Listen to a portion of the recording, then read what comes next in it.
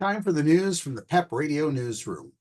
WHYY is reporting that the Biden administration's new Title IX regulations went into effect August 1st, but 26 states have blocked it, and some individual schools are exempt from implementation thanks to a federal injunction.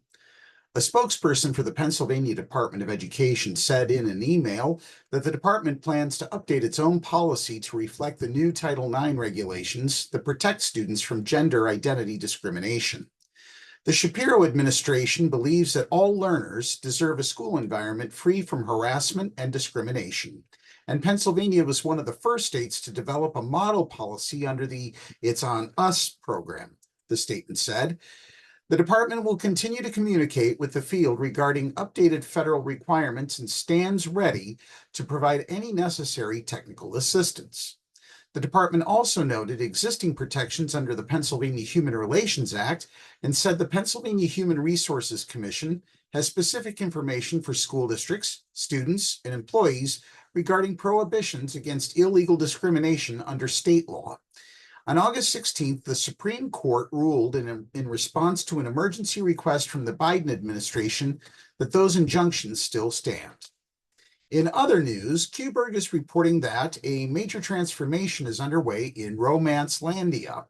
Once upon a time, romance novels from major U.S. publishers featured only heterosexual couples. Today, the five biggest publishers regularly release same-sex love stories. From May 2022 to May 2023, sales of LGBTQ+ romance grew by 40%, with the next biggest jump in this period occurring for general adult fiction, which just grew 17%. The data from 2023 extends a boom that began in 2016 in the 5 years from May 2016 to May 2021, when sales of LGBTQ+ romance grew by a jaw-dropping 740%.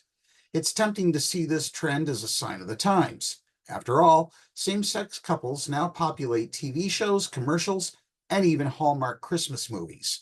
Surely it was only natural for books such as Casey McQuiston's Red, White, and Royal Blue, Lana Harper's Payback's a Witch, and Cat Sebastian's sparking same-sex historical romance novels to eventually find their way onto bestseller lists.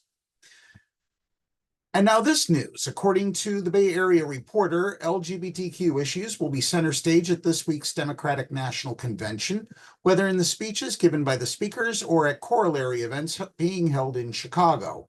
It will provide a stark contrast to the Republicans' gathering last month when LGBTQ rights, particularly for transgender and adult youth and adults, came under attack.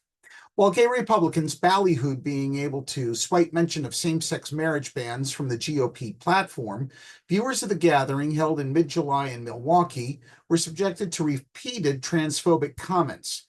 It included Republican nominee, former President Donald Trump, denouncing trans athletes in his stem-winder of an acceptance speech.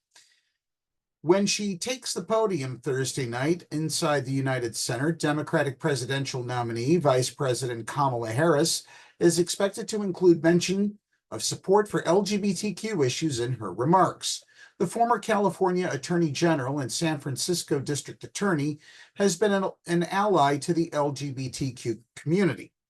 It is why her former municipal colleague, gay San Francisco treasurer and tax collector Jose Cisneros, told the Bay Area Reporter that he is still focused on the November 5th election, even though he is running unopposed for a historic 6th term on the fall ballot and honored to continue to serve San Franciscans. And finally, news from Meadville. As Steward Health works through bankruptcy, one of the casualties will be the School of Nursing at Sharon Regional Medical Center. Its next class, scheduled to begin in January, has been canceled. The first thing that we did was to look at our resources and what we had available to us. What tools in our toolbox did we have? Thiel College Board of Trustees Chair Rod Wilt said. Thiel added a bachelor's degree program in nursing 4 years ago. Its very first cohort of students will be graduating in December, but that still leaves dozens more in the program. While nursing students take their classroom work on campus, underclassmen were completing their clinical training at Sharon Regional. Within days of the announcement this month, administrators managed to reach an agreement with Meadville Medical Center in Crawford County, which is about the same distance from campus that Sharon is, allowing students to pick up their training just in a different venue.